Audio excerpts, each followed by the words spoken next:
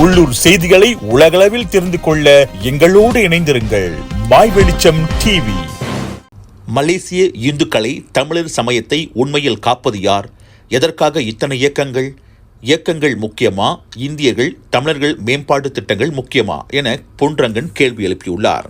நாட்டில் ஏற்கனவே இந்து சங்கம் தன் பணிகளை ஆற்றி வரும் நிலையில் இந்து மாமன்றம், மகிமா, சாய்பாபா, அரிராமா, ஓம் தமிழ் என பல அமைப்புகளை இந்து நிகராளிகள் ஏற்படுத்தியுள்ளனர். தற்போது இந்துக்கள் அல்லது இந்து அமைப்புகளுக்காக இன்னொரு புதிய இயக்கத்தை ஒற்றுமைத்துறை துணை அமைச்சர் சரஸ்வதி கந்தசாமி அமைத்துள்ளார் என படித்தோம்.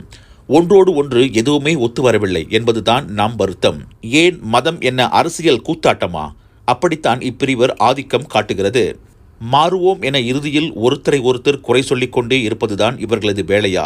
மலேசிய இந்து சங்கம் அனைத்து விதமான சமய சச்சரவுகள் வரும்போதெல்லாம் துணிந்து குரல் கொடுத்து போராடி அவற்றுக்கான தீர்வுகளை கண்டு வரும் நிலையில் மீண்டும் அரசு சார்பில்லா இந்து இயக்கம் இந்தியர்களுக்கு அவசியம் தேவையா?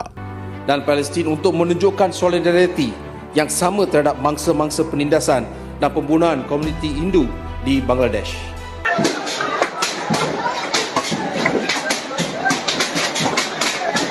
தமிழகத்தில் அரசு கையில் கோவில்கள் நட்டத்தில், ஆனால் ஆரிய ஆசாமிகள் கைக்கூத்து. பங்களாதேஷில் இந்துக்களுக்கு கொடுமை. பாலஸ்தீன இஸ்ரேல் ஆட்டத்துக்கு கைதூக்கும் அரசியல் ஆளுமைகள்.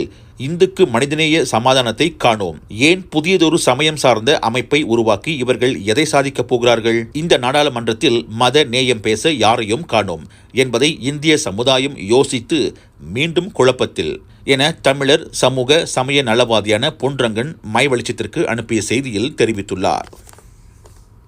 உள்ளூர் செய்திகளை உலகளவில் தெரிந்து கொள்ள எங்களோடு இணைந்திருங்கள். மாய் வெளிச்சம் டிவி.